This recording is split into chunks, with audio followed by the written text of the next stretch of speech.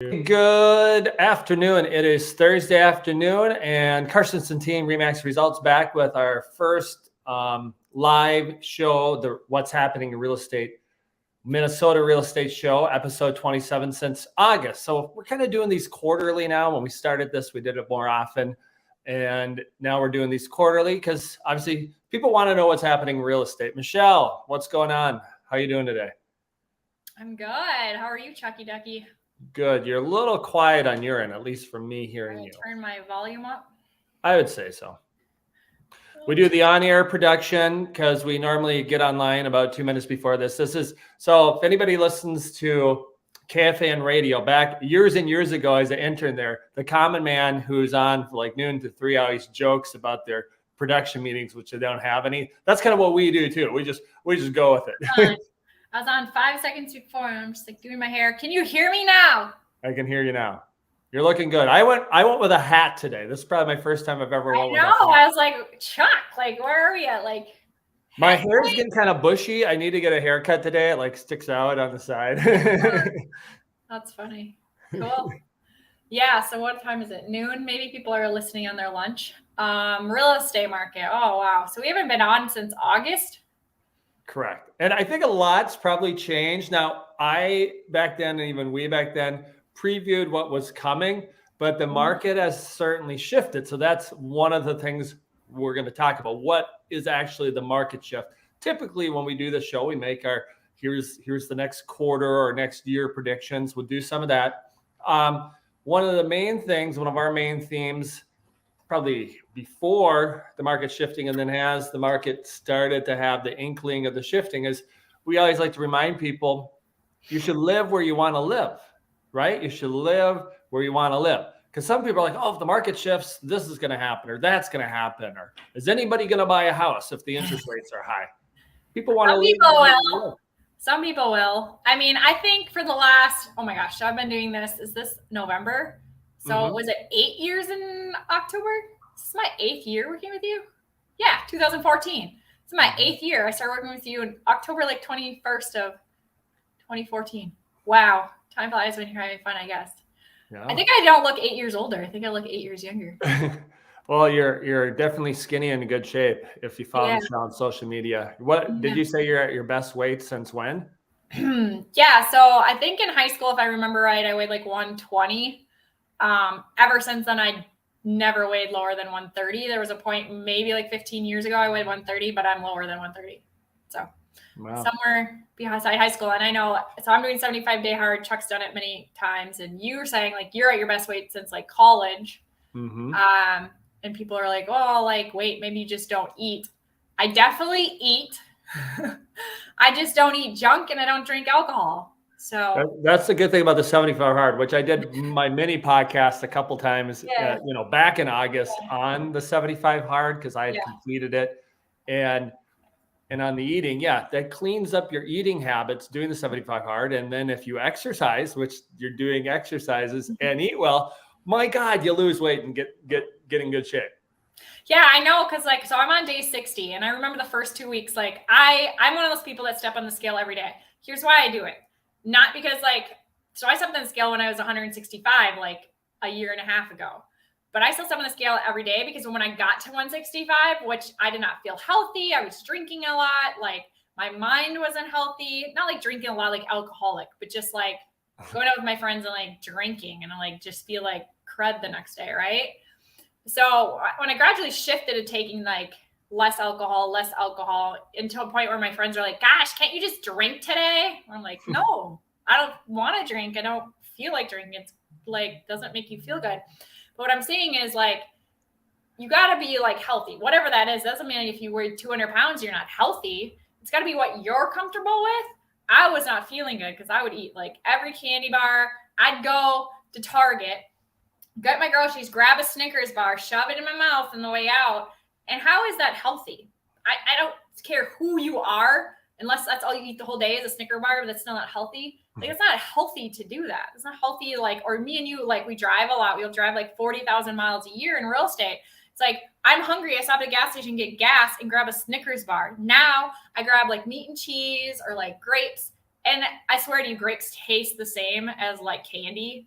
they're just healthy, So it's just like a mindset. And we talk a lot about mindset, and that's just like deciding to do it. Now, I think the biggest thing is people like, there's people that are really nice that are like, oh, you're doing so good. There's people like, oh yeah, wait till this is over. Then you're going to gain 20 pounds back. Like maybe, but that would be me, my choice, not like whatever other people want to do. But yeah, I think it's great for the mindset. It like keeps you positive. You and I talk a lot about when we're exercising, eating healthier, not that we don't ever drink, like in the market shifts, which it shifted during COVID. I remember when I started working with you, there was struggle too. You've got to keep a positive mindset because there's so many realtors out there that are not positive. They're just chewing our butts out. Like, I remember years when you would chew people's butts out. Maybe that's just how you were.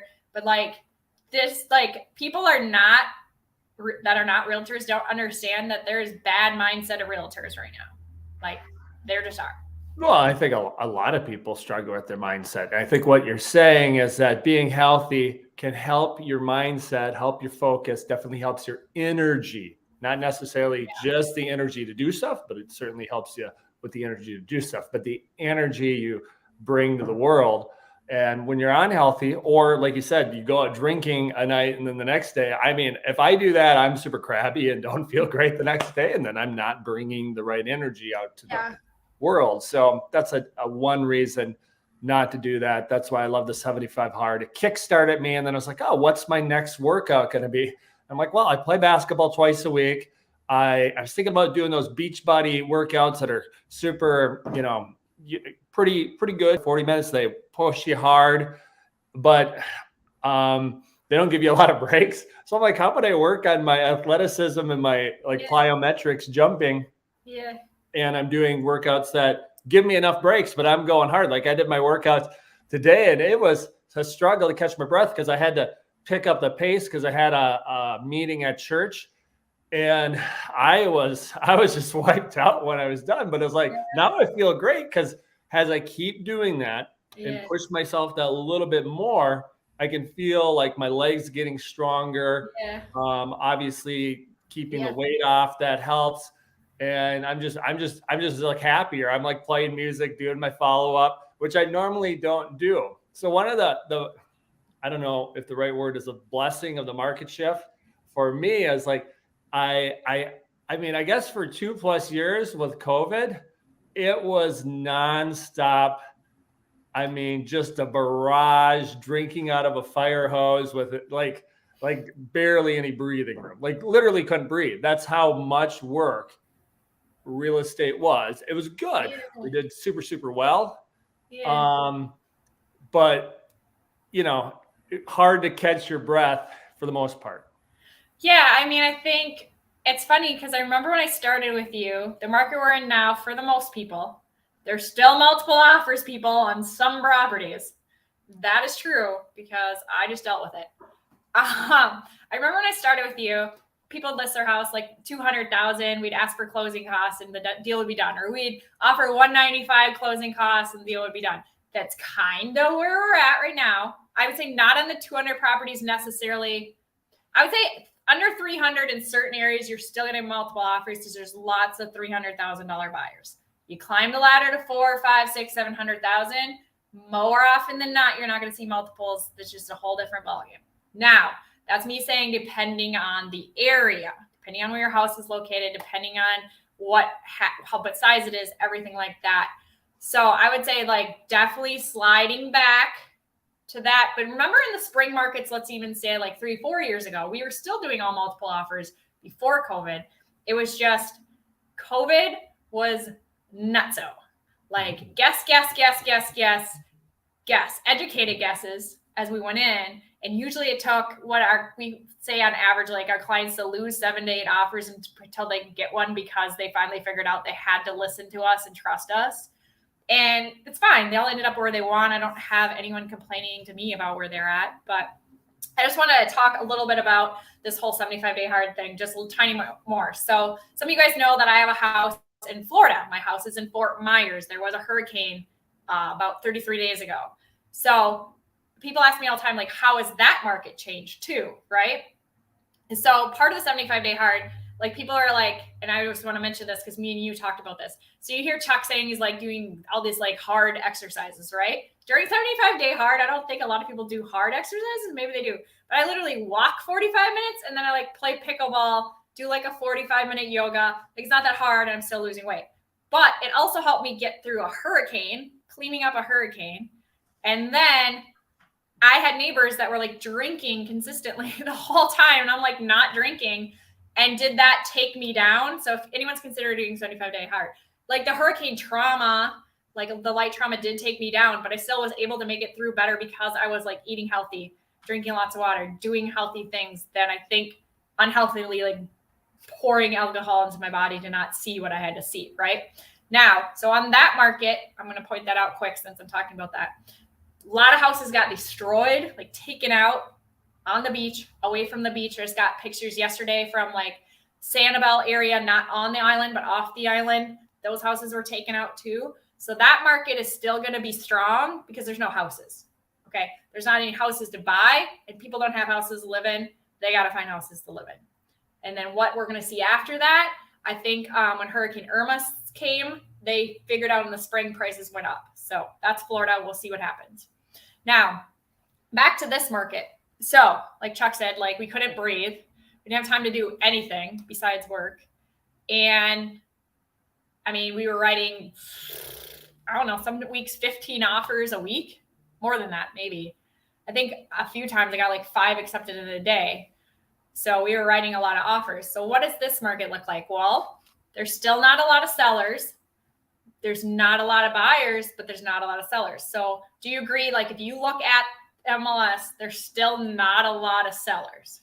Not a lot of inventory. And this time of year, not a lot more people are going to list, especially when they hear, well, the market's doing whatever. Like, oh, I shouldn't sell my house. And typical old school thinking most years in real estate would be, I'm going to wait till spring. I'm going to wait till spring. Mm-hmm. So we haven't, I don't want to call this a declining market yet. But if anybody does follow our podcast or listening now and want to subscribe to it, the Real Life Impact Show, like on Apple Podcasts, you can listen back to my August 1st predictions podcast. That's been pretty accurate back when I pointed that out on August 1st. I remember that one. But what I'm saying is, what I said there was the market was up 15, 20% in some areas. So the second half of the year, you might see 10 to 15% decline. That actually hasn't happened yet, but I think it could get a little bit lower right here. But year over year, depending on the area, it's going to be 3 to 8 to even 10 to 12% gain this year. But the interest rates are very, very high compared to, I've been doing this 20 years, and there probably was a time when they were this high, but for the most part, they've always been lower. And then they're a lot lower lately. But I think they're going to settle into your historic, recent history, generation norms. I mean, they might even go up a little bit. They're going to settle back into what do I mean, generation norms? Well, say what's the normal rate over the last 25 years on average? Probably around 6%, let's say. They'll settle into that.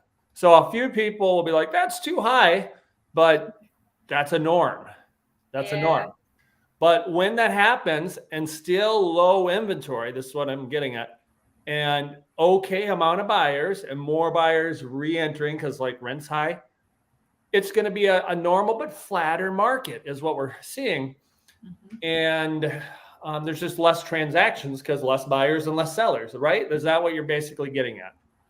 Yeah, so that's what I'm getting at. So like, okay, so we're saying like, oh, houses like are having to be reduced and not like flying off the market. That's because we've got the same amount of seller inventory, but we've got less buyers. Exactly what you just said.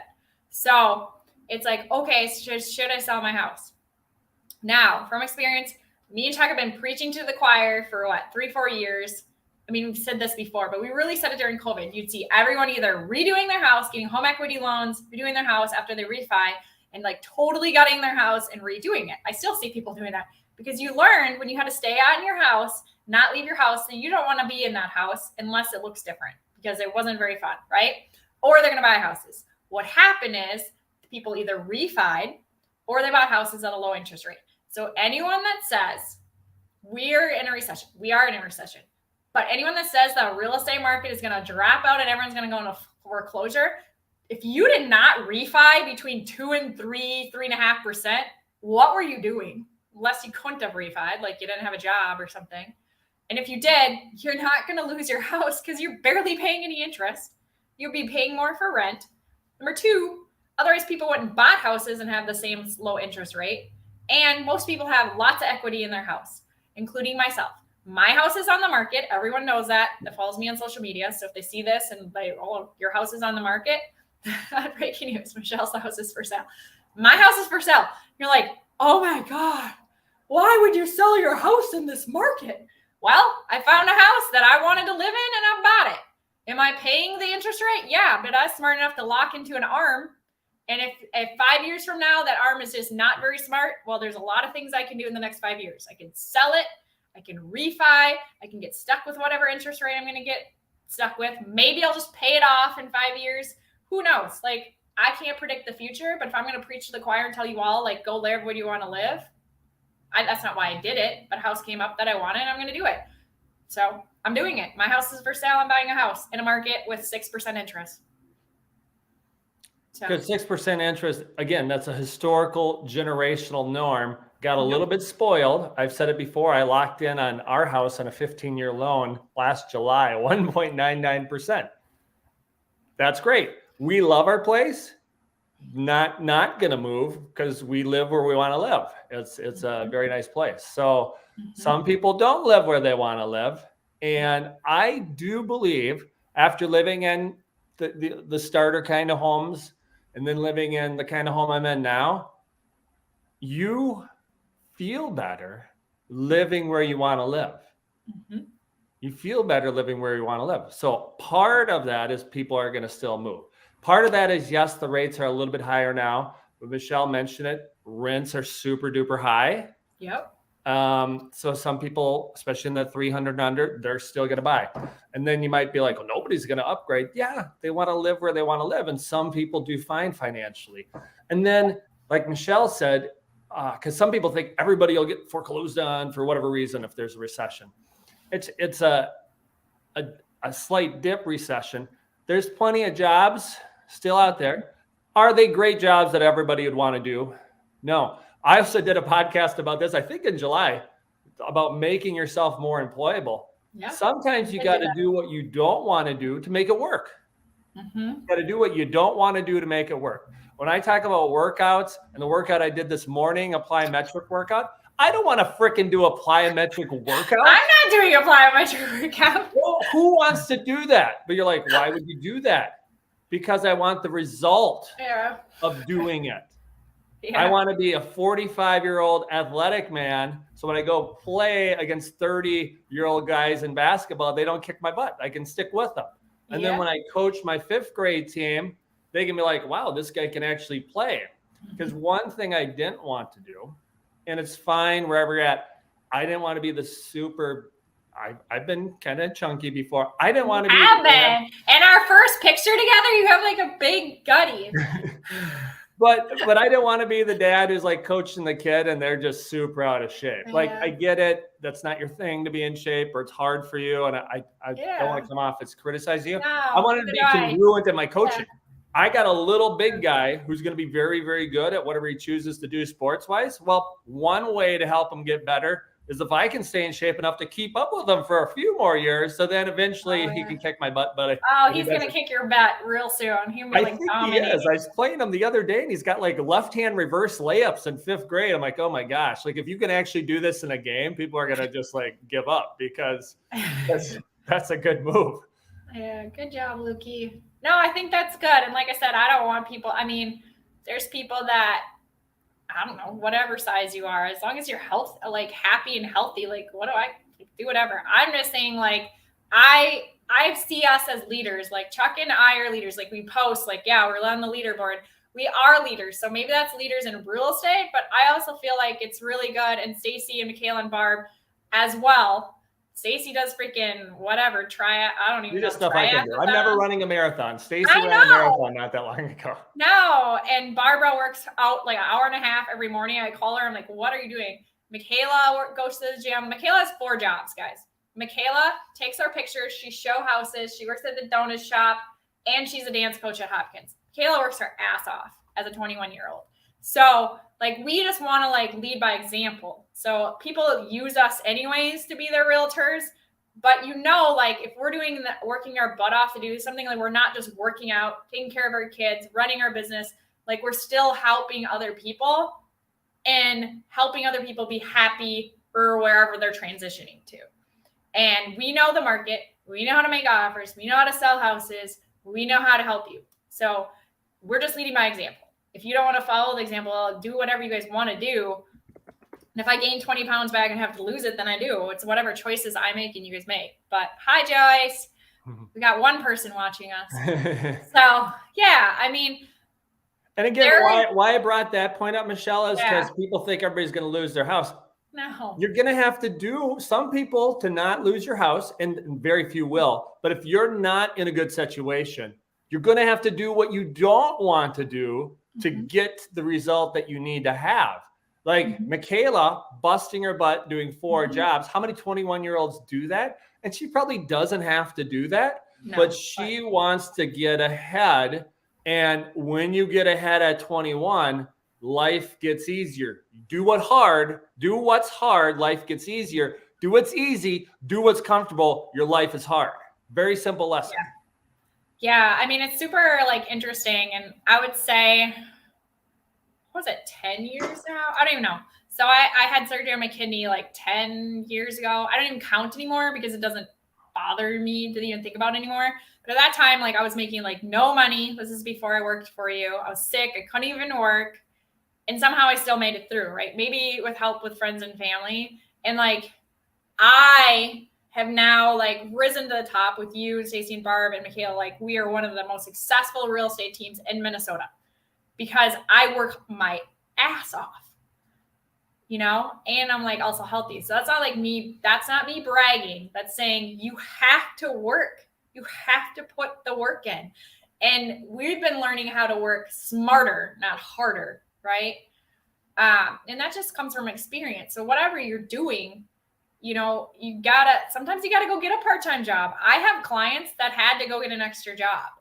Like, you gotta do what you gotta do, and it's like, maybe you gotta go walk the dog 30 minutes a day. Like, go do something that helps you help your mental health. Like, we're not sitting here saying like we're perfect mental health people. I think, like, that's like, this used to be like this bad word that people didn't talk about. And when you're coming into a market like this, where people are like recession, inflation, blah, gas prices, like, we all have stuff that we struggle with. It's just like, you can go do stuff to make yourself feel a little better every day, whatever that is. Maybe that's Uber driver guy that needs to go make more money. Kurt, our brother, Uber driver for like 10 years, however long Uber's been around, that's his part-time job. And he does really well. Like, there's stuff you can go do if you need to go make more money to make your house payments, if you think you're going to lose your house. And go back to that. Or to save up for a house because you don't think it's affordable yet because the interest rates are high and you want a down payment or you got to pay off debt. You got to suck it up. Get off the playing games online. Get off watching every Netflix series or whatever. I have literally not watched a TV series since 2013. Really? Like, no Netflix series? Because I watched Selling Sunset because that's a real estate. I've watched like maybe like a 6-episode series once or twice with Melissa, and that's fine. And I might watch part of a Vikings game. Rarely the whole game, but every once in a while. I just don't watch TV. That's one way. I basically do my stuff I do and don't watch a lot of TV and just do it. Like, a lot of people think about doing stuff for like half an hour, 45 minutes. You could do the damn workout in a half an hour, 45 minutes. Just do it. Or you can do it while watching TV. I don't watch TV either. I think in the winter, like once in a while, like especially during Christmas time, which are ladies, men, whoever, Hallmark Channel Christmas movies. Oh my gosh. Like, that's totally my thing. But I'm saying I still have time to do that and do my 75-day hard and help clients and go take care of my Florida house. And when people are like, again, so scared that they're going to lose their house or like the threatening media, like, I was in part of like hurricane cleanup and people actually lost their house, you guys. Like the house came off the foundation. So, and they have no control over it. You don't even know what the insurance is going to cover and stuff like that. It should be fine. But I'm saying like, if you're going to, what I think Chuck's saying, if you're going to sit on the couch and whine about how bad your life is and lose your house, you weren't putting in effort. Now, some people don't have to put any effort. They're going to make their payments. They're going to walk along but there are people that are going to struggle. There are. And a lot of it is mindset though, honestly. So I don't know what else to say, but there's also people moving. So Chuck said like, obviously we did very well. Oh, go ahead. Sorry. I was going to say, obviously our team did very well. It's always done very well, but it's keeping climbing, right? During COVID, we did, like you said, very well. There's a lot of realtors that did very, very, very well. We're not the only ones. Now we're still doing very well. And we're past COVID. We're past it. People are still buying their houses, still selling their houses. And we're going to end the year no different than last year, maybe a little bit down in transactions, but volume wise, probably just as good. And it's like, people are not going to stop buying houses. If y'all think that ain't nobody going to buy a house for the next 6 months, you're wrong, because they're going to. Are you going to? Do you want to move? What does it take to get you to move? Now, so remember when we were battling in multiple offers and it was like 30,000 over, 40,000 over, like this crazy stuff, like everyone heard, this isn't a lie. This actually happened. Okay. So say you have a $400,000 house and you battled up to 450 right now. Okay. So what if you can get that house right now for 375 at a 6% interest instead of a 3.5% interest? Why would you not buy that house at 375? Pay the interest, refi hopefully down the road. If you don't refi, you still have some grasp of that in between. Why try to battle when it goes up again? Because guys, it don't matter what year it is. It's going to go up again. It's going to go up again. It's not, if it falls off 15, 20% like Chuck's talking about, or back to like the 2001 prices, it's still going to build up. Prices. Not 2001 prices. Let's go. Oh, sorry. It's 2021. But what I'm saying is, okay, so when we were in high school, we were making like what, $4 an hour. Now minimum wage is like $15 an hour, right? Like, maybe the houses were cheaper 20 years ago, but they're more expensive now. And in 20 years from now, they're again going to be more expensive. Everything's going to continue to grow. It's going to, no matter how you try to stop it. So it's like, get in the game or don't get in the game. But live where you want to live. If you're not in the game, you're losing. Yeah. Like if you're complaining that your stocks just lost, like say you had 100,000 and then went down 40,000, houses go down too. But if you're in the long-term stocks where you're doing IRAs where you can't take them out for till you're 55, right? Or whatever it is, you're going long-term. So for me, 55 would be 13 years from now. Do you not think if I lost 40,000 this year that I won't be gained and way up 15 years from now? Or do you think it's going to go back down to like the 70,000? No, your house will be worth more than it is right now 15 years from now. You just got to decide when you're going to buy a house or when you're going to, if you rent from people, Chuck has rentals, fine, go rent from people. That has nothing to do with decide when you're going to do it because you're not going to rent the rest of your life. So you just got to decide when is the best time for you to buy and best time for you to sell. And it is going on what you're about to say too, or maybe mention on. Yeah. There are some multiple offers, but a lot of times we are seeing lower offers. We're seeing reasonable offers. We're seeing some unreasonable offers too. And then you get closing costs paid, or maybe the seller comes 15,000 off the price. And that price was the comparable price recently, but 15,000 less. Why? Yeah. A rate adjustment, affordability adjustment.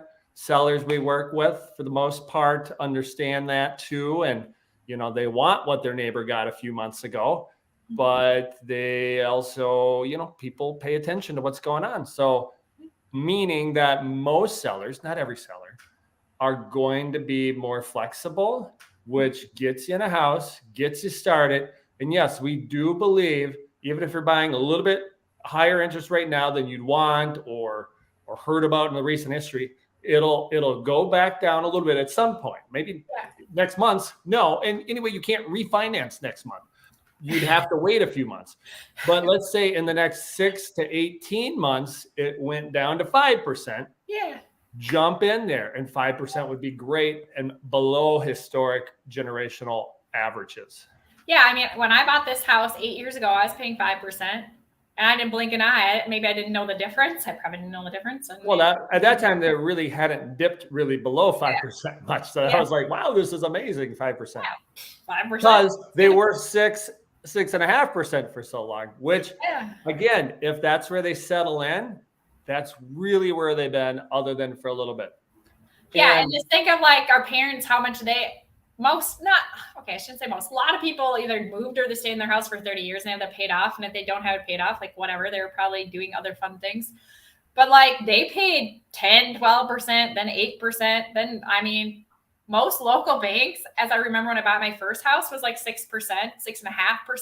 Like you're just going to pay that. And just because for 2 years they dipped lower, we got like, okay, but it's back to normal. So just continue on your journey. Yeah, so really the market shift is a more normal real estate market, meaning the history of real estate. People would price a home. Somebody might say, great price, I'll take it. Really, the history of real estate, there hadn't been a big multiple offer push other than, say, in some areas around that boom in the 2005 range, and then obviously recently. But historically, there weren't that many multiple offers because before realtors and MLS, they like only a few people know about and like, oh, your price is $220. I'll pay your price. Or wouldn't you take $210? Like I sold a boat. There used to be Michelle's boat lately. We don't get on the lake much. You made and money. I priced at $11.95, thinking, you know what? If somebody wants to pay that, great. I thought it's probably potentially that's about the price. I looked online or whatever. But in my mind, I'm like, if somebody wants to pay $1,000, I'll take it. Sure enough, the guy comes. He's like, I don't want to lowball you. So his way of negotiation wasn't throwing me an offer. He's like, what do you think you'd do? I'm like, well, if you got cash, I'll take $1,000. Boom. There you go. So is houses like selling a boat? No, but you're going to see people that are like, well, it's a 300 house. Would you take 285? How about 290? Yeah, let's do it. Most time.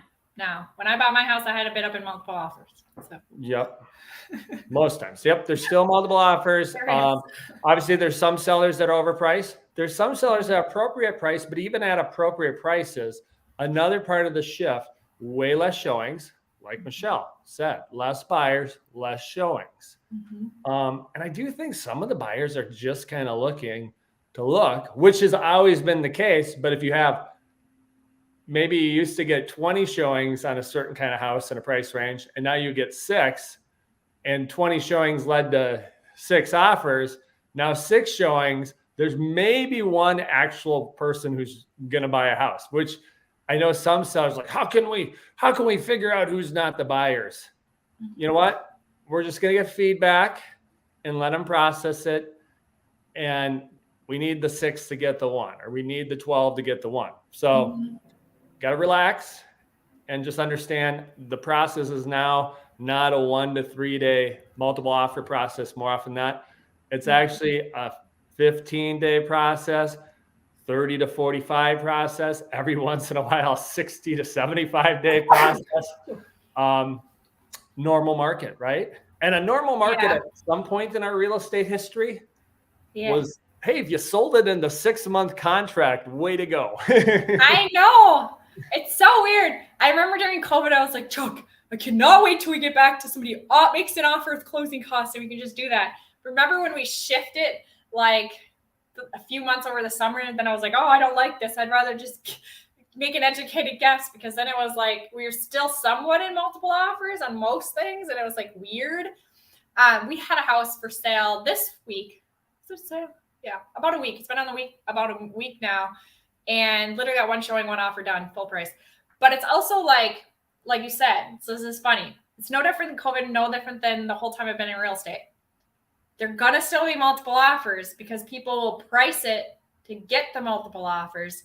The list price doesn't mean that it's worth that. Whether it's over or less, it doesn't mean that it's worth the list price. So we'll go back to what Wayne Carstensen, our dad, says. It's only worth as much as somebody's willing to pay for it, period. Does it have to appraise? Yeah. Have we had any issues with appraisals? Not really. We shouldn't have many appraisal issues in the next few months because most of the homes are actually selling, obviously at or below what I would say peak pricing, which I say it peaked in June, but then peak closings were July and August. Yeah. So why 6 months? Well, basically they go back about 6 months to August, obviously September, even with some of the, the right on the edge of the peak price this time. So yeah, back, until March, there really shouldn't be appraisal problems. And then where there could be appraisal problems, what Michelle mentioned earlier, let's say it's a little calmer this winter, prices go a little bit down, not enough to keep you on the sidelines, but a little bit down so that the people who aren't on the sidelines get a deal, which is what Michelle said earlier. Why wouldn't you pay that house that bid up for 450 you could get for 375 here potentially? Why wouldn't you do that? Because then come March, they get bid back up to 415 or whatever it kind of levels back out at. You're like, well, I could have just paid 375 in November and it's 415. I know, and the rates aren't going to be different. They're I can't imagine in March or April they're going to be any less than around 6%. Could they be? Yeah, I don't think they'll be less than 6. I think they'll be maybe back under 7, but they might also go up before. Yeah, you might be paying 415 and paying 7.5% instead of just. You could. Maybe it's 7.25 right now. I think on a 30 if you don't do an ARM, but almost all my buyers are doing ARMs right now, and I guess that's gambling for people that are scared of ARMs. Like, I suppose that's gambling. That what if it goes up? Well, yeah. What if we're not here in 5 years? What if a hurricane hits your house in Florida? And that's not going to happen. Oh, well, it did. So, like, what if? I don't know. Make educated guess. What if you put money in the stock market when it was way down and now went way up and now went all the way back down to where it was? Like, what if? Or what if you bought the stock at the highest price? Remember Peloton was like $300. Oh my God. Now you're way down. That was like, but I did a little. Here's the story on that. I did a little like, hey, I should figure out the stock market a little bit. A couple of years ago, year and a half ago, put like 5,000 in. I had no clue what I was doing. Yeah. Like, so all those stocks are less, but I didn't lose it all. And it's like, oh, I learned. Yeah. Then I should just keep doing what I'm doing, which is, having the financial people do their recommendations. That's what people use real estate agents. Like, okay, I do this once every 20 years, every 5 years, every 10 years. Yeah. You do it all the time. I'll, pay you, the market tells you what realtors get paid, pay you to help us sell it because it just streamlines it and seems more legitimate. I don't know for sure, but I don't feel that for sale by owners are having any luck now.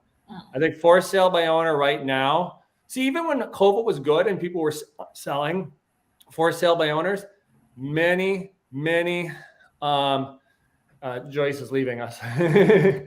many people still couldn't sell for sale by owner, although you heard success stories. And now I think selling for sale by owner now might be the worst time in the history of real estate to try to sell for sale by owner. Yeah. Oh yeah, because if you're worried about the commission, which is like, I don't know. I have good stories about worrying about the commission, but one of them I would say is this. If I help you sell your house and you got to know what your bottom line is, it doesn't matter what we listed for. What's the least amount you're willing to take? Like the $1,000 for your boat, right? I'll take $1,000. Okay. What's the least amount you're willing to take? We already know what you owe, what your equity is, but you're going to go do it for sale by owner in a market where there isn't a lot of buyers just to save the commission. You're going to end up not saving the commission. It's going to go down.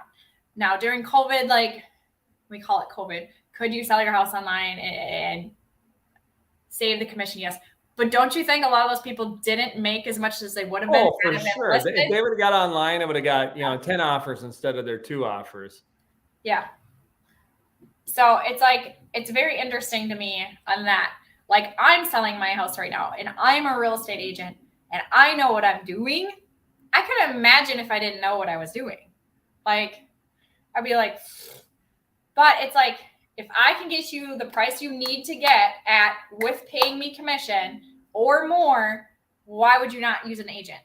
Because the stress of buying a house, the stress of selling a house as a buyer seller. Now, granted, I bought my Florida house like 2 years ago and I was really far away. So it, like the stress wasn't like I knew what I was doing, but the stress of like buying your house and selling your house when you're doing it, no matter if you're an agent or not, is all the same, guys. But you're not the one that doesn't have experience. Like I don't dip into the stock market by myself. I have a financial advisor because I have no idea what I'm doing. Whether they're losing money right now or not, I don't think it's a financial advisor's fault. It's just the stock market's down, right? So if you bought in, you put in money when it was up and now it's down, it's going to eventually go back up. It always does. Cycles. It's like the cycle of life, right? Caterpillar turns into butterfly and then, whatever. Like it's going to cycle. So it's just kind of interesting. But I mean, go ahead, like do it for sell by owner, do whatever makes you happy. If you think that helps you in life by you did something and you made yourself proud by doing it, like whatever. Like, but I would say use an agent. Of course, I'm sitting here as an agent saying that, but yeah, well, I haven't used it just because like 70 agents that'll never sell your house will call you, and then and then you got to weed through that to see who's the one I'm going to list with. They're the cutest, yes. I don't know. This happens year over year, but I have a lot of people that list houses with other people, and I'm not saying nobody ever complains about us. Maybe they do. They don't really tell us. But call me and be like, I can't stand my agent. What can I do? Well, I can't really tell you anything because you're in a contract with a different agent. But I don't know why you picked that agent. I don't know why that helped you. Like, I don't know. I just think some people are like, well, I'd rather use a random person. Well, that's okay. Do whatever you want. Sometimes we're the random people that people We are the randos. Then they come back 5 years to use us again because we're no longer random. So I'm okay. Well, we're random, but they look us up and like, ooh, good ratings, good reviews, do a lot of business, that kind of stuff. So it's a little different than when they use the random person first real estate transaction. It's like, okay, well, whatever. You like that they were willing to, paint your deck for you, I guess. Whatever. I'm not going to paint a deck. All right. So real estate shift summary. So we can wrap up the show here in a couple minutes. It's shifting. A lot less showings. Prices slightly down, but year over year appreciation still very, very good. Yep. Sliding into a potential, likely very near flat year. A little bit up, a little bit down, nothing dramatic. Yep. Either way is my prediction that I made August 1st. I'm sticking to it.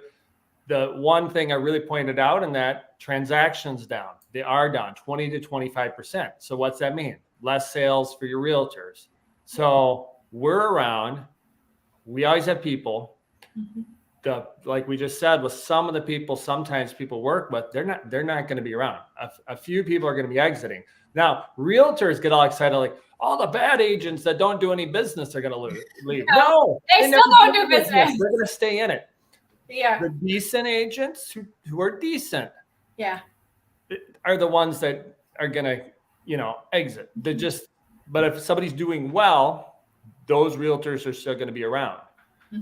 And that's really the shift. So, some real estate people that aren't going to be able to make it because they were just, doing okay.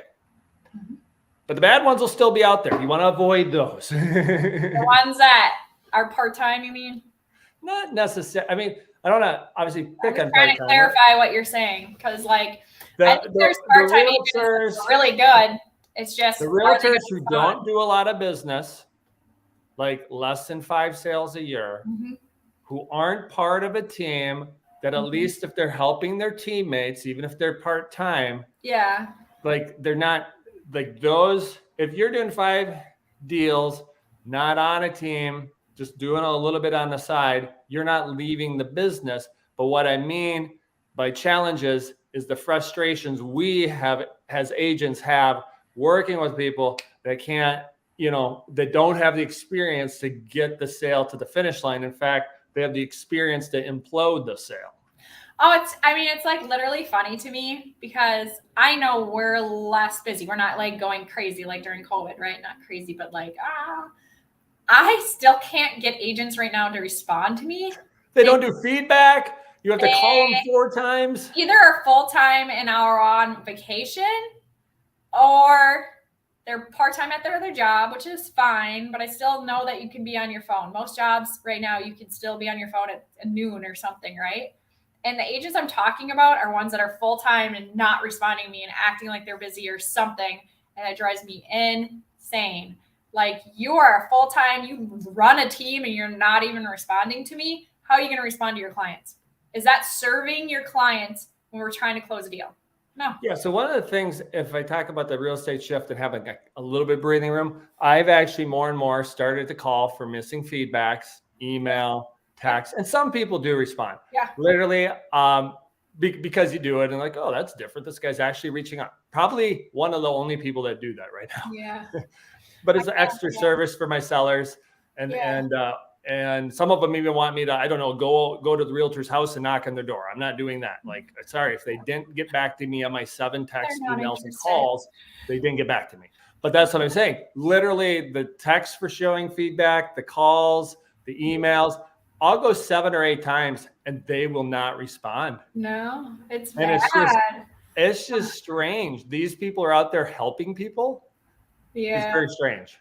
I mean, I bought my house that I'm buying from a part-time agent and she still responds to me. Now, granted, she knows I'm an agent, so maybe that's why she's responding to me. But like, I mean, the seller was an agent, but like, I'm like, she responds to me and she has a full-time job. So what are you guys doing? Like, I think they got to where they're like, I don't need to respond unless I need to respond. It's kind of all caught up in like the youth. Like, for example, my 21-year-old, is she 22 now? How old is she? I should know 21, this. Chuck. 21-year-old daughter. Like, you could text her 9 times and she just will not give you an update. Well, that's the same generation that thinks but our 50-year-old realtors aren't doing that now either. Oh, I know. So I don't know what they're doing. But the generation that thinks everything should be 3% are not the ones that are our age or older for interest rates. They know, they've been through it, and they know that it's more than that. So I don't know. It's interesting. It's so interesting because I remember when we were like multiple offers every day, they were very responsive, like boom, boom, boom. So I don't know if they're just sad, scared. I don't know if they're just like giving up. I think they're like your Florida neighbors are all out day drinking or something. They could be. They and could it's funny because I've done deals in Florida. I've done really well for like barely being there. And people like using me because I'll like respond in text. But the agents in Florida are awful. They don't respond. They don't respond. They don't respond. And now I'm starting to see it here. And I'm like, oh no. Well, oh no means like another opportunity. That's why I'm literally not worried. First of all, we're like Michelle said, we're basically doing the same amount of business, even though we're not drinking out of a fire hose. Very blessed. Yeah. Thank you, Jesus, for that. It's not all like us and us being great. Yeah. We do the best we can to help people, and just these little things like actually following up. Yeah. Hey, here's an idea. Follow up. It's kind of like I'm dating real estate agents right now, where they're all like ghosting me, and I'm like, do you want to sell your house, seller's house, or you just want to like go drink? I don't know. I'm making up stuff, but I don't think that like what was it, Tuesday? I actually did 4 workouts. I don't think any of them are doing 4 workouts. Oh God, no! So I don't know. It might be like you're a crazy guy. I don't know. That's too many. I'm doing 2 workouts today. No, actually, I count my basketball practice as a workout because I'm running around with the kids. So it's 3 workouts today. I don't know. I mean, we have. But I do have time to do 3 workouts, but I'll get back to you in between then. And I'll make my calls. Yeah, it's like, I don't know. We have part-time agents on our team, and we have for years now, and they still answer every time they need to answer. So it's like, interesting. I don't know. So next time we come on a live in like January, we'll see if the agents have gotten better for you guys. I think they'll be. No, they won't. No, because they have done no deals over Thanksgiving and Christmas, and often somewhere else. I don't know. It'll be interesting. I mean, I'm not saying every agent. There's very good agents out there. That's not what I'm saying. It's just the ones I'm working with right now are like, wow, all right. Not everyone. I've had a couple of good ones. So Chuck and I still do a lot of business. So I can't say everyone. There's some really good ones that are on top of stuff, like thanking us. I'm thanking them, like good closing, good job. See you next time. Hope to see you next time. And then there's the 50% that have like, I don't even know if they're still in business. Maybe that's it. Maybe they're not still in business. I don't know.